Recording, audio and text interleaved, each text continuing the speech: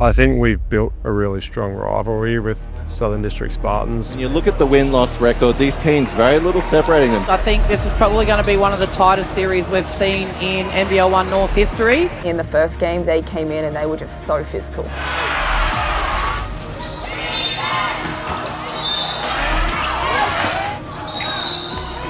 We trust the work.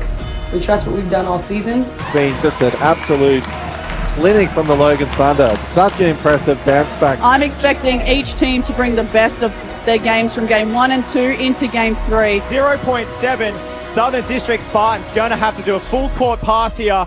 And a quick fire. McDowell White throws it away and it's over. Game, set, match. The Logan Thunder win and take away the championship here.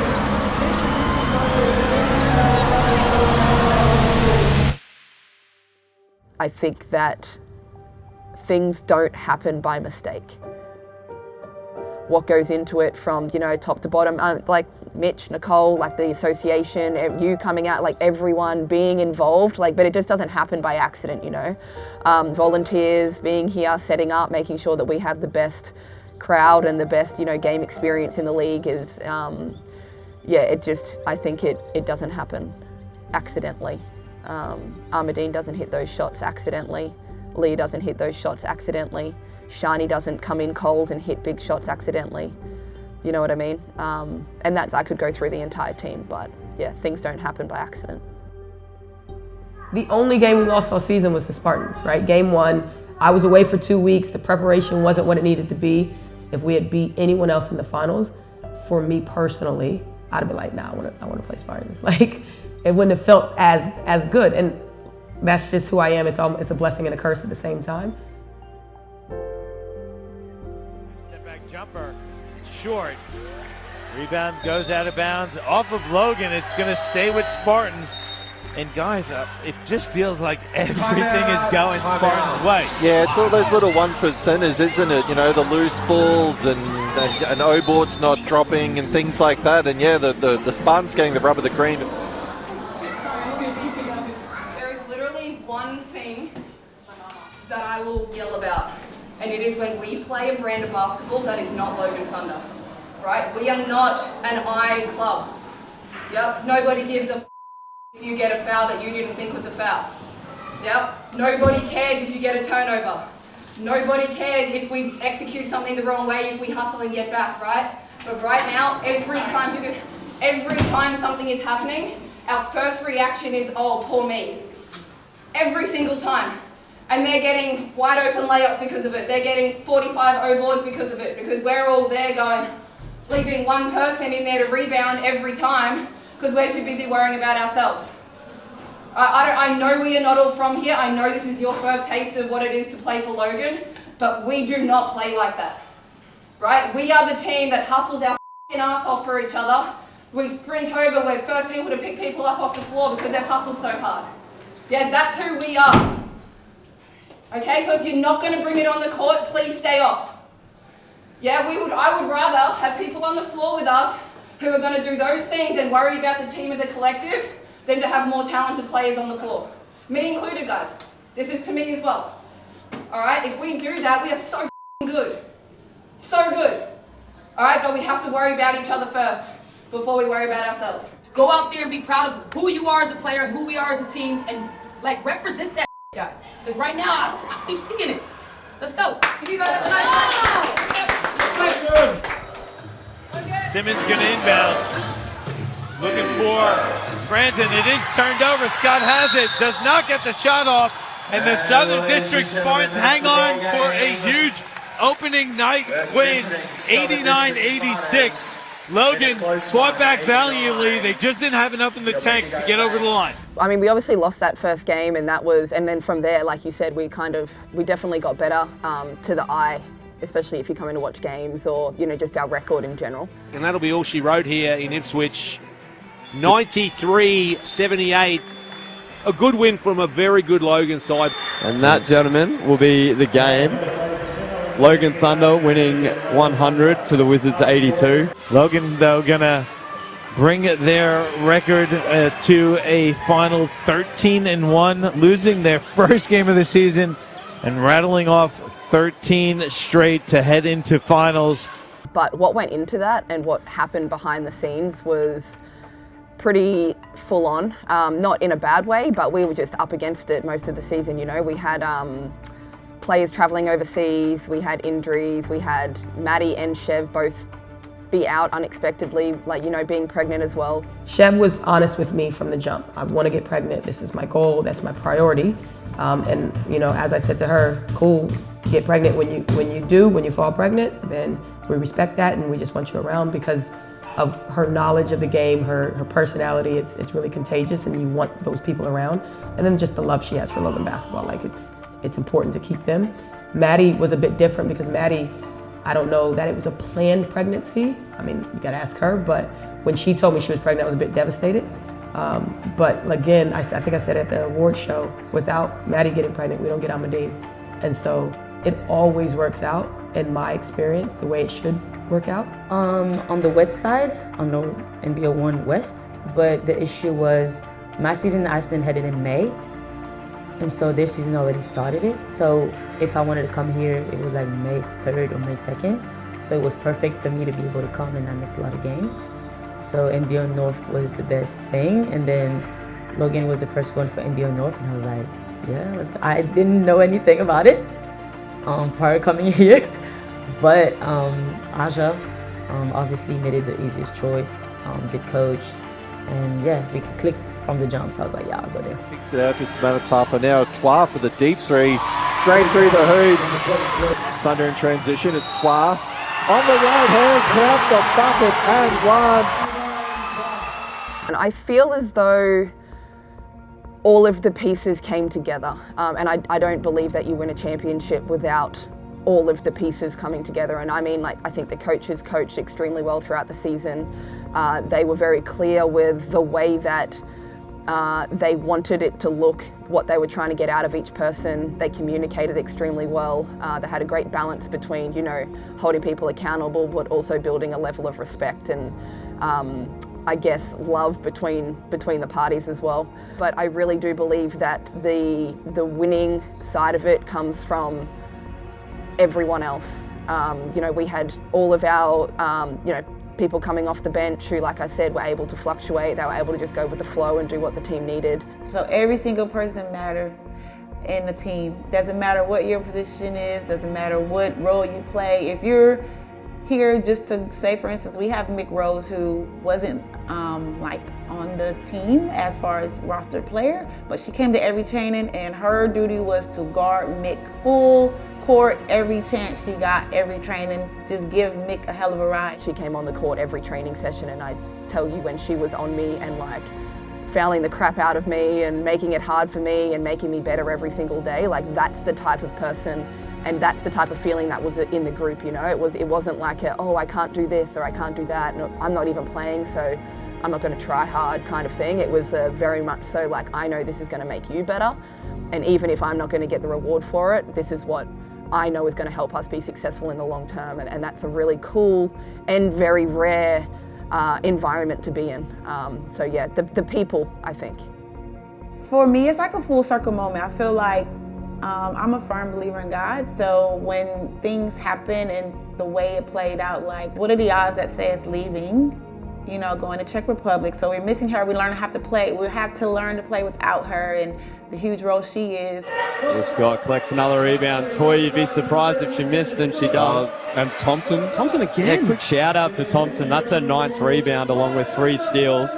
What a great way to like really cement your start here for Thompson. Not normally in the starting lineup, but without Perseus Natoa in. 2 main contributors in Michaela Can and Leah Scott.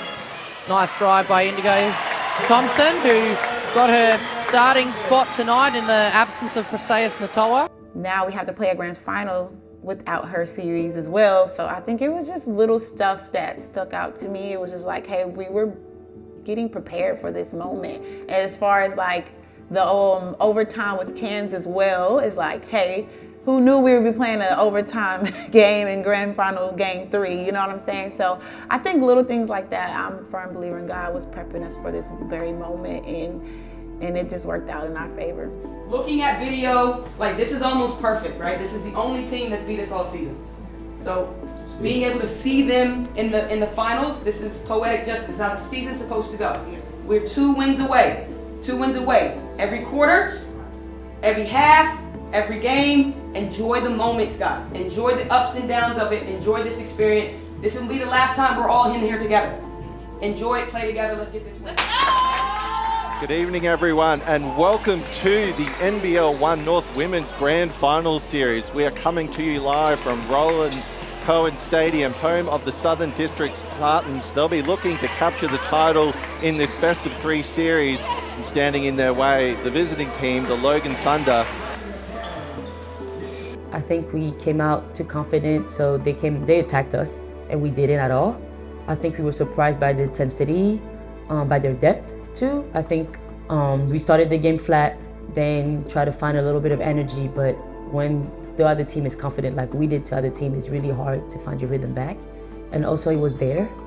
So the rims, adjusting to the environment, the gym, the locker room, nothing is familiar. So I think going to halftime, obviously Aja made it clear that, hey, that's not where we are, we need to do better. But I think at this point it was a little too late, to make an adjustment. Game 1 was a slap in the face, to say the least. But I think we needed it. And going into Saturday morning, it was a matter of getting the group together. I met with the girls as a playing group first. Everyone came early in the morning before shoot around, and we got together and spoke about, who we're playing for and what it means, and, just spoke a little bit on the experience and understanding that not everyone in the room had been in this position before, and being mindful of that, but also encouraging them to kind of not be scared of the moment and to trust themselves in these high pressure moments, and just be grateful for the opportunity, and not just to play but also to represent our community. So that was kind of what the players group did, not me, but the players group. We had that chat, and then the coaches came in with all the necessary adjustments, offensively, defensively, expectation-wise, and then it was just a matter of waiting to see how we responded and who we wanted to be. Look, game 1, I chalk it up as one, I didn't have the team prepared, mentally prepared. So that's really how I look at it, is in we had such an emotional win over Cairns the weekend before that I didn't do my due diligence to make sure that they locked into the moment and understanding the intensity that comes with game 1. But with that said, there's only so much you can teach them. They have to experience it, and experiencing that ass whooping was pretty much the changer of the series. And if you see the game 2, how we responded, how the players were communicating with each other, how they communicated with me. When I saw how they responded, I had no doubt we were winning game 3. Now I knew it was gonna be a grind, don't get me wrong, losing Persayas, I know a lot of the girls on the Spartans team, I won championships with them, they got the championship DNA, but I've been around basketball long enough that I never felt like we were gonna lose that game, even when we were down. All right, everybody comfortable with all that? Yeah. Hey, it is what it is. Have fun when you're on the court. The benefits of being in this situation, ladies, we're the team. Yeah. We know it. Go out there and show it. It's gonna be a grind. We got the bodies to get through it. Let's go!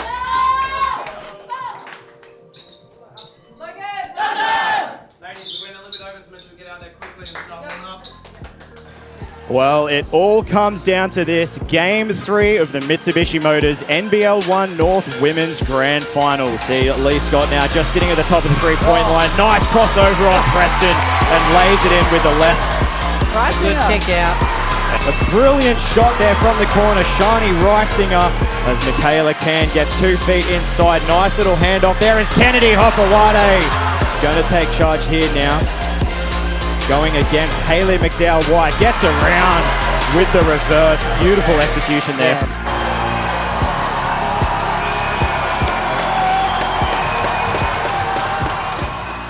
I think us having Logan, our fans, was like the best thing we could have had. Like, they were great through the whole series. Like, I don't think we could have got through that series without them. As a team, we just kept telling our shooters to shoot. Amadine, Shani, we just hey, keep shooting. Doesn't matter if you miss, keep shooting. We got rebounders, we go on to the next play. And I think that's what we embodied so much was, hey, next play, no matter what it is, next play. We didn't hold our heads down when they scored, because of course they're gonna score, they're a great team. And I think we just kept playing, didn't worry about if they scored. We just knew we had to keep playing the whole game. And just whatever the outcome was gonna be, it was gonna be the outcome.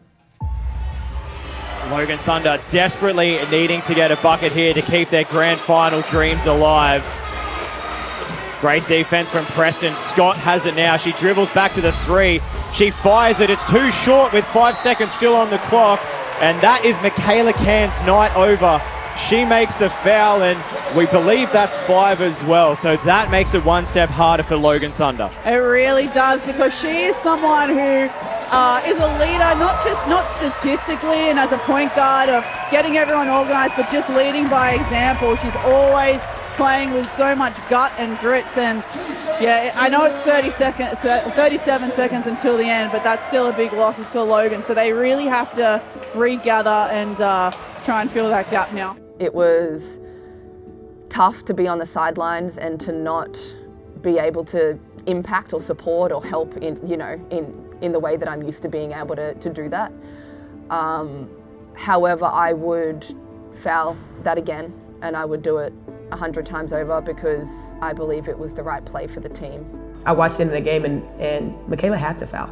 If she didn't foul, we don't win the game. She extends the game with the foul. She fouls the right person. If we foul Jessica McDowell-White, she's making 2. As important as Michaela is to the game and to what we do, without her making that foul, we don't win the game. Preston has missed the first, so it's still only a 5-point ball game. She misses the second as well. Logan's Thunder now 35 seconds, 5 points down. They need the 2-point bucket first, and they're going to go to the free throw line for a couple. And even under pressure, Kendall Heremiah makes the first of 2. This one will make it a 1-point ball game. It looks good out of the hands, and it's a 3-point ball game. 30 seconds to play here with everything on the line for the Logan Thunder. Wild pass here, and it's a turnover. That is the last thing the Southern District Spartans would have wanted. It wasn't like she just made a mistake. They caused that mistake. So you had Leah on the ball. You had you have Kendall that jumps out as she's going to make the pass. But the piece that my assistant coach Mookie actually brought to my attention was you have Amadine in the back, and she sees Emily open at half court, and she's like a free safety. She's sprinting and she's fast. So she's sprinting, just sees her, at the last minute has to readjust the pass, and that's why it goes out of bounds. So it's not just, the luck. It's not just, just made a mistake that's uncharacteristic. They caused the mistake. They made that mistake happen. And although we weren't playing great basketball, they made winning plays and winning moments, and, trusted each other and set solid screens. And, shout out to Kendall, who at no point in my thinking of game situations that I imagine, I don't have Michaela Cahn on the court or Perseus on the court, who are my 2 main ball handlers. And in the timeout, I'm looking, I actually freeze for a moment, because I'm looking at the bench like, whoa, okay, let me see what's going on right now. Let me see the personnel. What are we gonna run? How are we gonna execute? And I turn to Kendall, and she thrives in that position, which she's never been in all season. And her running the point for the first time in the entire season, and the last 30 seconds of the game and going into OT, she made some great plays for us. And it's a collection of things that got us to the position, but that staying close, staying in a striking distance was pivotal. We could be going to overtime here. 24.8 seconds to play. And you just have a look here. Absolutely wild pass from Spartans. So, ball out of bounds here. Logan Twa wide open, decides to hold it up. Spartans aren't even going to try and foul here. They know they've got one more opportunity. Twa for 3. It looks good, and Twa hits it! 68 all, 16 to play. A huge possession from Twa. No foul now. Logan needs to play D. Jess McDowell-White steps into 3, fires one. Misses it, the rebound though, misses it as well. Logan now, we are going to overtime. Overtime, 68 all. Going to that game, I knew it was about to be mental and not physically. They can throw punches, they're not going to sustain. We were not about to sustain that pace, so it was more so of you know, who's going to finish it, who's going to be at the finish line first. They have the advantage. 2 more here will make their lives a lot easier. Pull-up jump shot for McDowell White. That's strong though. Logan with the rebound. Tight defense here from Simmons. Leah Scott now has to pull it back. Tight defense, making it hard. Leah Scott open in the corner. Great fake. 3-ball is up from Leah Scott and down. Leah Scott takes the advantage for Logan Thunder with 15 seconds to play. 76-77, and you can see how excited the girls are down on the court. That whole week leading up to the grand final series, me and Mick and Dean and Aja was in the gym shooting threes, like heavy threes. And Aja was like, you need to work on your, one dribble, because I always only shot stationary threes. So I think that kind of gave me a little bit of confidence going into the grand final series, not knowing it was going to be the last shot. Technically can still have another play from the Logan Thunder, but it's all about to be determined here. Southern District Spartans, Kalani Purcell has possession. 10 seconds now. McDowell White, that's short and in the front of the glass. They've got the rebound though. Odette Isaac for 3, that goes long. And Logan Thunder foul. 1 second left on the clock, and Kennedy Hopawate is going to go to the line. Well, just to add to this narrative, 0.7 seconds. Well, you have to think Kennedy Hopawate is going to miss the second shot. 0.7 seconds, they're in the lead. If she makes the first, you have a chance for a full court pass. She has to miss the second. Well, she's missed the first, so she has to make the second You now. miss the second, and it is almost impossible for Southern Districts to make the shot with 0.7. That execution, like you have to be able to execute and understand the moments. And this is a learning experience for Bridie, for our young players, for our coaching staff, for everyone. So the plan was make the first, miss the second. 0.7 seconds, we're up by 1. We don't need to score another point, right? What we need to do is make sure they don't get into the basket. And so just understanding that moment is pivotal. We made a mistake on that, making that second shot. It wasn't what was asked. And, in those moments, and I'm sure Bridie would never do that again, but in those moments, you go off a habit. Habit ends up taking over. And I think her habit and understanding was just, I got to make a shot, when not understanding the game situation, what was going on. It was communicated. Fatigue makes, like I said, fatigue takes away your ability to think and process and makes it out of everyone, but it's a learning experience. I seen Kalani already taking it out of bounds, and some of our girls were still trying to get back on defense. I knew Kalani, she has an arm. I played with Kalani, like she has a good throwing off. So I knew she would take it out quick and try to throw it up the court. So I kind of tried to delay the game and hit the ball out before she can take it out. But it was a close one because, Jess still got a shot off. I mean, Jess is a hell of a player. She was obviously massive for them all series. And if there's anyone that's going to hit that shot with 0.7 seconds to go on their team, I'm probably going to put my money on her. But Jess is smart. She let it bounce. She didn't. She knows that she, let it get as deep as she can to get it off, and she ended up getting off a good shot. And so it's one of those things that you look at, could have gone either way. We're grateful that it didn't. Shawnee stepped in a little bit. V was standing next to her. I believe it was V, because Leah was on ball, on Kendall, on Kalani when Kalani was throwing it in. But it's a learning experience, and I can attest everyone would have learned from that. She makes it, game on, anything could happen. She chooses to make it 0.7. Southern District Spartans going to have to do a full court pass here, and a quick fire. McDowell White throws it away, and it's over. Game, set, match. The Logan Thunder women take away the championship here in the Mitsubishi Motors NBL1 North Grand Final Series. And what a series it has been.